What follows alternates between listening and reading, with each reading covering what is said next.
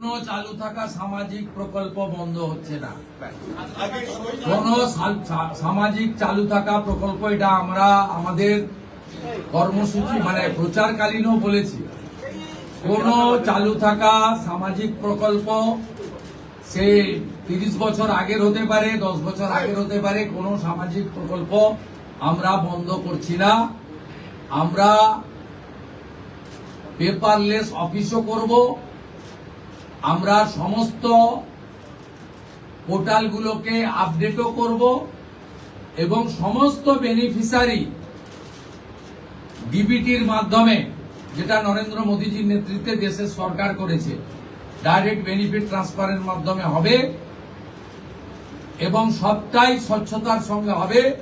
আপনার প্রশ্নের উত্তরে আমি পরিষ্কার বলে দিই, যে স্কিমটার কথা আপনি বলেছেন, আমি শুধু ওই স্কিমটা নয়, চালু থাকা কোনো সামাজিক কল্যাণকর কর্মসূচি বন্ধ এই সরকার করছে না, কিন্তু ট্রান্সপারেন্ট স্বচ্ছতার সঙ্গে সেগুলো হবে।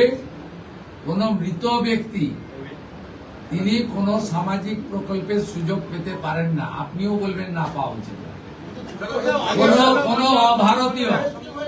কোন অভারতীয় তিনি ভারতের কোন প্রদেশ বা জাতীয় সরকারের কোন বেনিফিট তার পাওয়া উচিত নয়। আমার প্রশ্নে, আপনার প্রশ্নে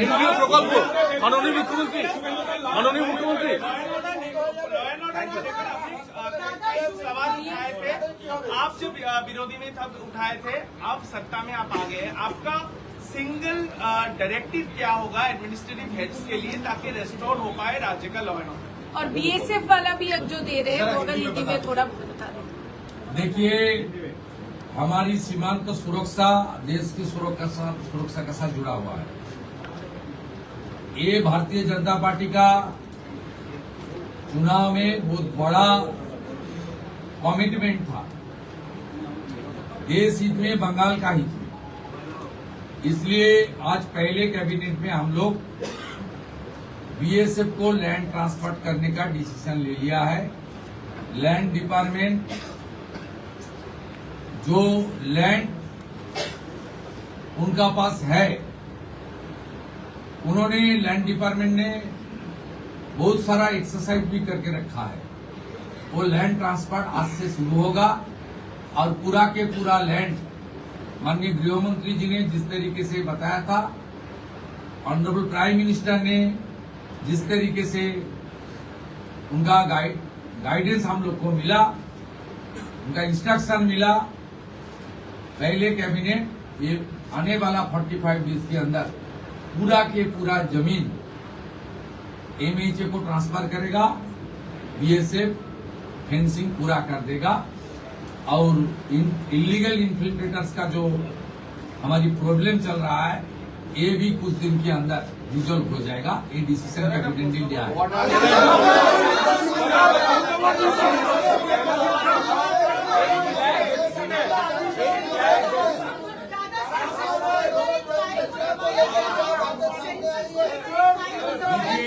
ये सरकार, जो पीछे सरकार था जिनको जनता ने फुल्ली रिजेक्ट कर दिया, ये बड़ा मैंडेट बीजेपी को दिया। ये सरकार केवल तुष्टीकरण, परिवारवाद, इंस्टीट्यूशनल करप्शन, महिला के ऊपर अत्याचार, गवर्नेंस को खत्म नहीं किया, देश की कॉन्स्टिट्यूशन को भी चैलेंज कर दिया। 16 जून 2025 ministry of home affairs, office of registered general India notification किया था। आज तक 1 साल होने वाला है। ऑनरेबल होम सेक्रेटरी का खत है, इसके ऊपर बहुत सारा ऑफिसर का नोट है, जो हमारी गवर्नमेंट का सीक्रेट पेपर्स है। ये लोग सेंसस को रोक के रखा था। ये सेंसस रोक के रखने के लिए इसका एक ही प्लानिंग एक्ट था। खास करके जो हमारी माँ, दीदी, बहन, उनको प्रधानमंत्री जी ने रिजर्वेशन देने के लिए, डिलिमिटेशन करने के लिए जो कोशिश कर रहा है, उनको रोकना, ये बहुत हम लोग इसको फैक्ट फाइंडिंग कमेटी भी करूंगा, इसलिए कौन कौन इसके साथ जिम्मेदार है वो तो आने वाला। लेकिन आज एडमिनिस्ट्रेटिव ऑर्डर कर दिया हम लोग, आज से ही सेंसस का काम शुरू हो जाएगा। 11 महीने का बाद ये इम्प्लीमेंट हो रहा है, इसलिए आपको सामने मैं इसका खुलासा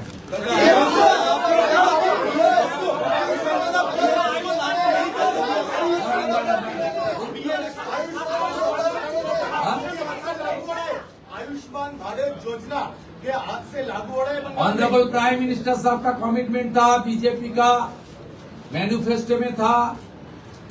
आयुष्मान भारत कैबिनेट ने मंजूरी दे दिया है। बाकी हेल्थ डिपार्टमेंट, सेंट्रल गवर्नमेंट का हेल्थ डिपार्टमेंट के साथ एग्रीमेंट और दूसरे की जो प्रक्रिया करना चाहिए वो प्रक्रिया आज से शुरू हो जाएगी।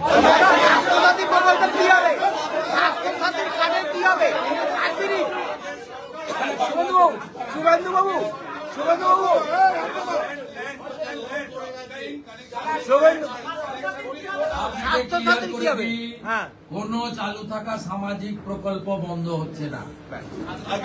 কোন সামাজিক চালু থাকা প্রকল্প, এটা আমরা আমাদের কর্মসূচি মানে প্রচারকালীনও বলেছি। কোন চালু থাকা সামাজিক প্রকল্প সে 30 বছর আগের হতে পারে, 10 বছর আগের হতে পারে, কোন সামাজিক প্রকল্প আমরা বন্ধ করছি না।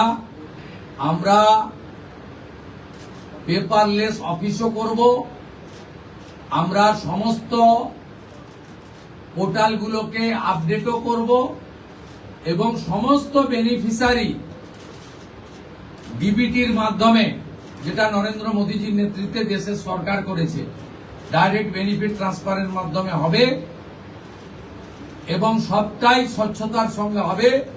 আপনার প্রশ্নের উত্তরে আমি পরিষ্কার বলে দিই, যে স্কিমটার কথা আপনি বলেছেন, আমি শুধু ওই স্কিমটা নয়, চালু থাকা কোন সামাজিক কল্যাণকর কর্মসূচি বন্ধ এই সরকার করছে না, কিন্তু ট্রান্সপারেন্ট স্বচ্ছতার সঙ্গে সেগুলো হবে। কোন মৃত ব্যক্তি তিনি কোন সামাজিক প্রকল্পের সুযোগ পেতে পারেন না, আপনিও বলবেন না পাওয়া উচিত। কোন অভারতীয় তিনি ভারতের কোন প্রদেশ বা জাতীয় সরকারের কোন বেনিফিট তার পাওয়া উচিত নয়। অর্থাৎ আমার প্রশ্নে আপনার প্রশ্ন